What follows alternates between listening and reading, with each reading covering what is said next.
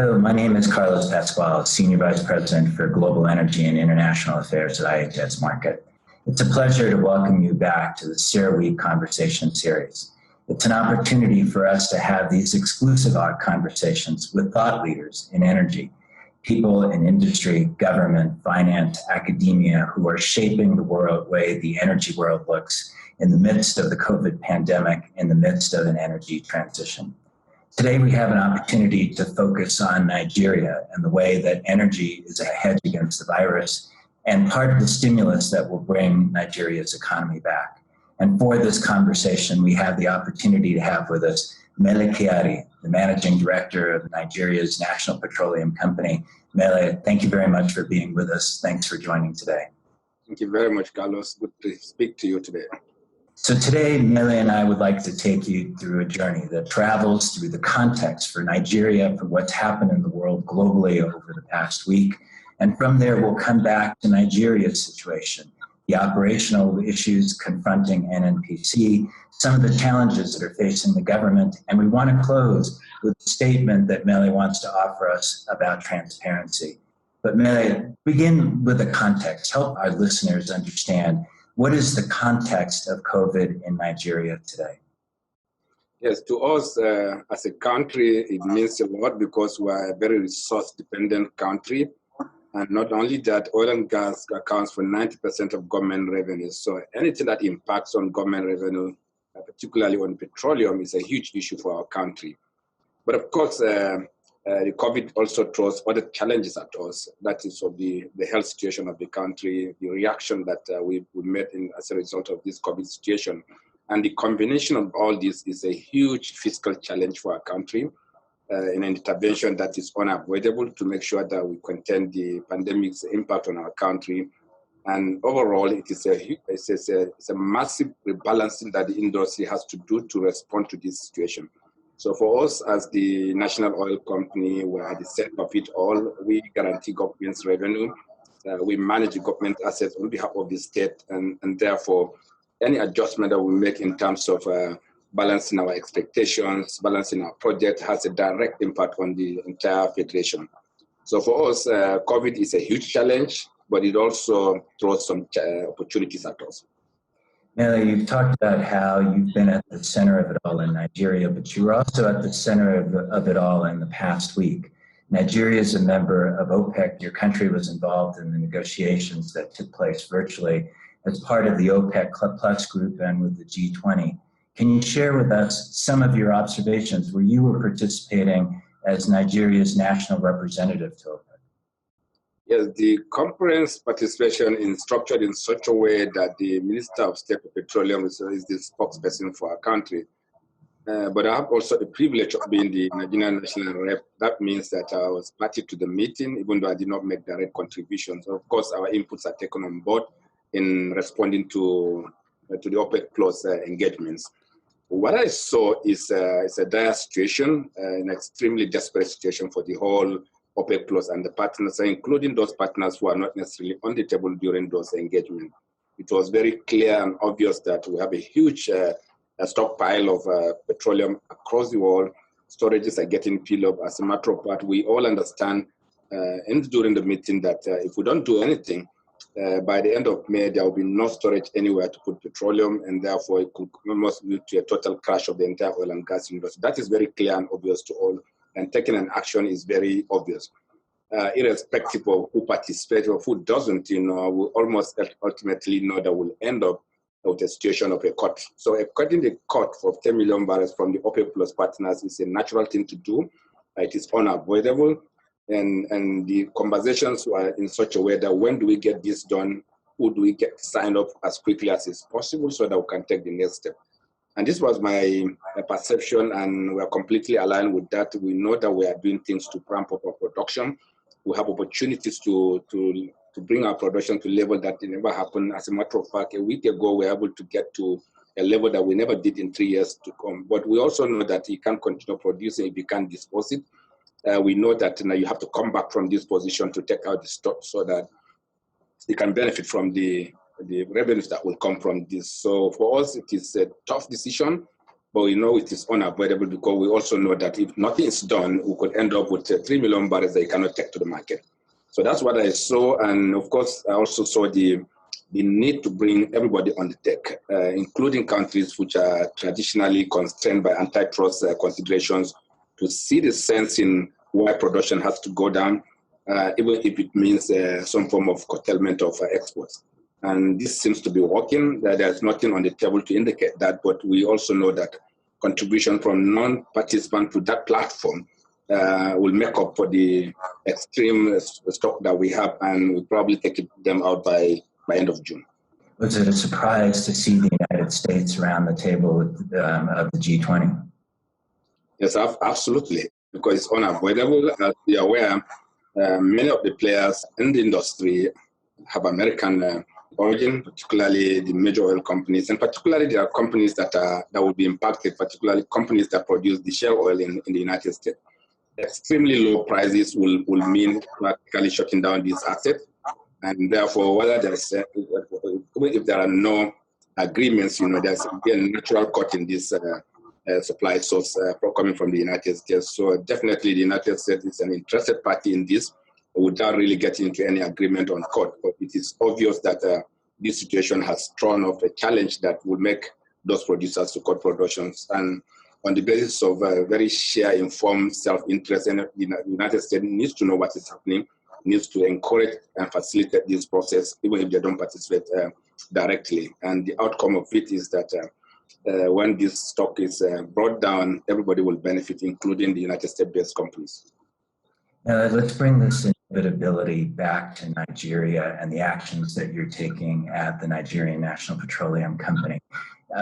Share with us the steps and the measures you're taking on your expenditures, your relationships with your partners. Yes, our partners are very important to us. We have developed a relationship that will put all the cards on the table, that will collaborate so that we can make the best decision that is in the best interest of all the businesses. Our partners in the last 8 to 9 months have been engaged deeply, and we are now completely operating as a single house. And that has given us the opportunity to create a business continuity plan, which brings into context the views of our partners and what we think should happen. And on the basis of that, we agreed certain things that we need to do to continue to run the business in a way that is beneficial to all of us. And secondly, but most importantly, for the companies and our partners to see this as an opportunity for greater collaboration. And the result of that is to see a future where even if we have to take cuts in production, we have to rebalance our projects, shifting forward our project to new dates. It's essentially coming out of a collaborative affair. It's not an enforcement. It is something that we need to do together. And the end result of this is to see a rebound of oil prices, which all of us will benefit from, and also to enable government to readjust its expectations from the oil and gas while maintaining certain basic expectations. And we think that this curtailment that has happened will amount to probably a rebound of about $15 to the barrel. If that happens, and with the scaling down of the expectations of the production level, which by consensus, it means that we can still do many things that the government plans to do in this fiscal year. Interesting. One of the things that you really underscore is that this has to be an effort of many companies, and those companies operating across the world, tying together the interests that you have in Nigeria with the interests that companies may have in other parts of the world, because you're interconnected. I wonder, taking that point and your comment about price, could you share with us, if it's not a problem, what your price outlook is for the rest of the year? Yes, our price outlook is average of $30 to the barrel for the year at budget level. But we know that bringing into effect this curtailment that we have all agreed to will probably rebound it back by another $15, which can bring us to nearly $50 to the barrel as an average for the year. That will mean that companies can make certain decisions. Some assets can produce at levels lower than that. And therefore, this will enable going forward of many projects that would have ordinarily been scaled down if the price level remains below the 30. So in terms of managing portfolios, every company will look at what next to do. And our intention is to see how we can sustain many of the projects that are on the table. and possibly also take new FIDs in the light of the adjustment that this situation will bring. For us, we see it as an opportunity. Our partners are aligned on this, and we'll now engage next week probably to see what's the next step that we need to take, bearing in mind that we're all expecting some form of rebound in prices. Indeed, an important observation that even though you have these targets, you also have to look at how you optimize within what the market provides you in terms of that price environment. Tell us, Mele, about your workers and what you're doing to keep them safe. Yes, when we saw this challenge thrown by COVID-19 and the need to lock down to ensure that our workers are safe and healthy, and also to see our country participating in the overall global response to this, the first thing we did is to design a business continuity plan, which means that people can work from home, maintain basic services in the offices, and of course continue to operate our field assets without disruption. So far, this has worked. We haven't seen any disruption to our work. Actually, as a matter of fact, our production actually rose within this period, and which means that some efficiency is introduced by even working online. So for us, we have done a number of things to make this work to our advantage. And our workers are at home. They're still at home. We still have an extension of 2 weeks to the lockdown in some cities and across the country. We took several measures to safeguard their health. For instance, giving them all the PPEs that they require, to make sure that all basic medical tests are conducted before they go to work, and then we make sure we limit the access of others to them without unnecessary screening. So overall, we don't have much incidences that is relating to the oil and gas industry today. And another thing that the protocols and the procedures in the oil and gas industry, which always put the workers first, has safeguarded us from doing that. So we're doing well. And with the offshore platforms, it's a tight space, a tough environment. How are you managing that? Yeah, the first thing is to screen the workers before they go to the location, which is what we did to make sure that they have some level of comfort that these people are not infected. And there are very many medical ways of doing this, conducting the tests on the individual workers, taking their temperatures, and giving them all the necessary PPEs as they board those platforms. And we also did something, which is to scale down the number of people on those platforms, nearly by 50% in all the assets. And the combination of all this, that we still don't have any reported incidents except one of anyone on the facilities having infected by the COVID-19 virus. And indeed, one of the things that NNPC, together with the industry, that what you've done is you've helped set up a fund to address aspects of this crisis. Can you tell us a little bit more about that? Yes, we're an industry that is operating within communities. The health and safety of these communities is very important to our business. The COVID-19 obviously has impact on communities. And as a first step, and as an industry, we know that if these communities are not safe, we can't continue to operate on the basis of informed business interests that we know that we need to step forward and do something. And we're also operating in a larger context of a country, which is obviously not shielded from the impact of COVID-19. And combination of these two interests put us forward to say, look, what can we do to support this country in this time of needs? And we brought all our partners on the table, upstream, downstream, and the midstream, to see how material support can we give to this country. And as a result of those engagement, we're able to have about $60 million of combined contributions so that we can now bring in materials, kits, build infrastructure, provide logistic materials to the whole of the country, and particularly focus on our operational areas. And of course, we're an industry that is structured around processes and procedures, so we cannot donate cash. And what we did is to quantify the help that all of us can do in terms of material and allow the internal procurement process of these companies to deliver on those promises. And it's working. Many have started delivering on this. So we're aligning this with the overall federal government's plan to bring help and support to the communities. And so far it is working, and we're very confident that this help will be of material value to the country. That engagement with foresight, Mele, seems to be really critical. And one of the things we've seen in the past are challenges in the Niger Delta that you've confronted. Today, is security a challenge or an issue for you in the Niger Delta? It is a challenge. It's no longer an extreme challenge. We have done many things to create some intervention to bring down the incidences of vandals attacking our facilities. and also people taking advantage of the loose security situation to prop things in the environment. And you can see that work out in terms of the sustainability of our production profile. We haven't seen massive fall in our production. The incidences of force majeure in some of our assets have come down significantly. And overall, when we see averages of production well below above what we know 3 years ago to 2 years ago, it's an indication that these security interventions are working. Yes, there are some incidences, but it's no longer of massive concern. There are still ongoing interventions, both in terms of community engagement and in terms of fiscal intervention by the state to make sure that those incidences come to an issue of security in the Niger Delta is, yes, it's a concern, but it's no longer a huge matter for us to deal with. You raised earlier the significance of energy for Nigeria, its importance for foreign exchange reserves internally within the country. One of the things that Nigeria has struggled with for years is to set the right fiscal terms, the right policy guidance from the center. Yesterday when we spoke, you mentioned to me steps, extraordinary steps that you're seeking to take. Can you share those with us? Yes, we tried to adjust our fiscal environment. In the last 20 years, we were unable to deliver on this, but today we have a structure that will deliver on that properly by end of July. What that will do is to recognize the global fiscal environment. Companies have choice. Today you have oil produced from the unexpected of places. You can find almost oil almost nearly everywhere, if you can say that.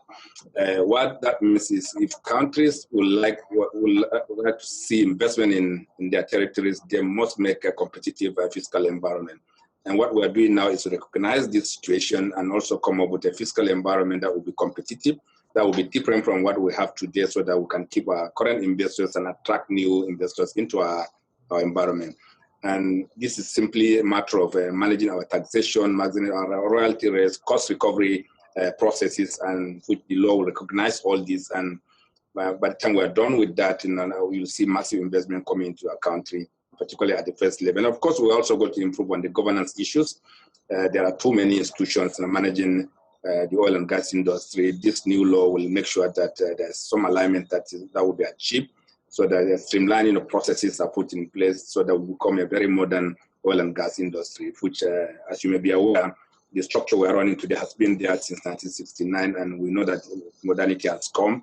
A number of things, technology has come into play. People have choices that they didn't have 10 years ago. And if you respond to this, you're going to lose out overall. And the indications that we're having from our partners, because we do engage them, even as this process of legislation is going on, is to make sure that it's an industry solution is put on the table that will recognize all parties' views. We're very confident that our structure will change, the fiscal environment will change, and ultimately this country will be the destination for investment. So one of the things you mentioned was the Petroleum Industry Governance Bill and the broader fiscal policy framework. You see legislation on that being proposed, potentially even being passed by the middle of the summer? Absolutely. Our target was to deliver that by the end of July latest, but unfortunately, the COVID-19 has created some challenges of scheduling. Yes, the work is going on, but of course, in lawmaking, there are fiscal contacts that you can avoid, and we know that the COVID-19's lockdown will impact on our scheduling, but we're doing everything possible to recover those schedule and still deliver by the end of July. Worst case scenario, will surely have a new legal framework within the year. That would be outstanding. I'm sure all of your partners would look at that with great interest, and it would have a massive impact on the way that they see Nigerian investments in the future. Just one more question on the near term and concerning your supply chains and the ability of businesses, small businesses throughout Nigeria that are part of that domestic supply chain and their ability to function. Are the fiscal measures that are being taken strong enough? Will they have the ability to survive this crisis? Yes, they will, because our legislation will recognize the capacity of individual players to cover their costs and make margin out of it. And of course, small players will require more flexibility, more incentives to produce, while you can manage different expectations from large-scale producers. So the law will recognize those situations and respond to it adequately, because we will be rewarding production in the new law, which means that if you produce less, you probably have some balance of cost that will deliver on your obligations and also on the benefits that you will make. So to recognize those situations, the small players will be recognized, and of course also the large players will have the space that they deserve. The other implication of getting this fiscal framework sorted out is having an environment that will work for the midstream and the downstream. There is currently a decision to proceed with the deregulated pricing mechanism for all the white products. All have been deregulated except the premium motor spirit, which we did 2 weeks ago. And that will also be reinforced by the new legislation. We'll recognize it, but we do not need a new regulation to get into that. And we're proceeding with that. And of course, we also focus on the midstream such that our assets in the midstream, particularly gas processing assets, have the necessary legal framework that will support more development in the midstream asset. And we are looking forward, what we look forward is to have a midstream that will support gas into industry, gas to power, such a way that our country can take advantage of the huge gas resources that we have on ground. So the law is looking at end to end. Yes, we'll maintain production, increase production, make the money from it, but more importantly, we'll enhance actions and activities in the midstream such that we can have enough power, enough combustion of gas into materials and so on. So we have high expectations, but this is the right time to do this, and the expectations are not really out of place.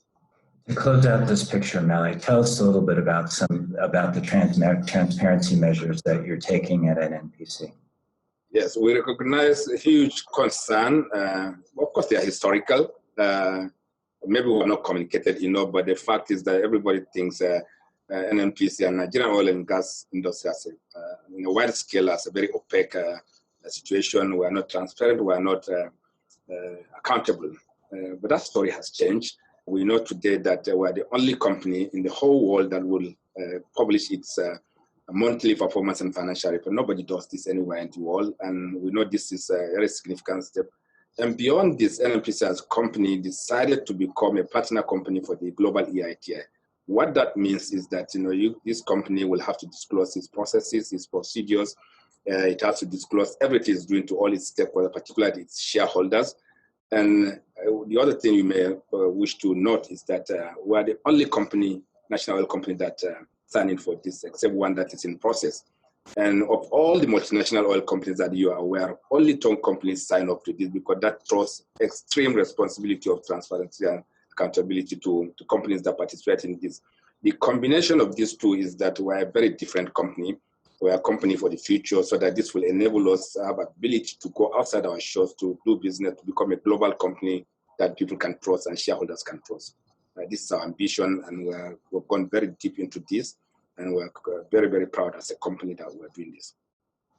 Mele Kyari, thank you so much for the description that you've given us of the new company that you're trying to build in NNPC.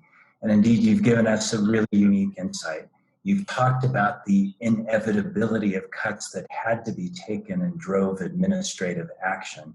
But at the same time, you've said that it's fundamental to look at the marketplace at how to optimize those cuts. And indeed, the market never separates itself from our energy world. It's something that we have to keep coming back to and understand the technological and the commercial decisions that you're taking right now in NNPC. We thank you for these insights. Thank you for being such a good partner to us at CERAWeek. It's been a pleasure having this conversation with you. Thank you very much, Carlos. I deeply appreciate this opportunity to speak to all of you and to the industry. Thank you so much.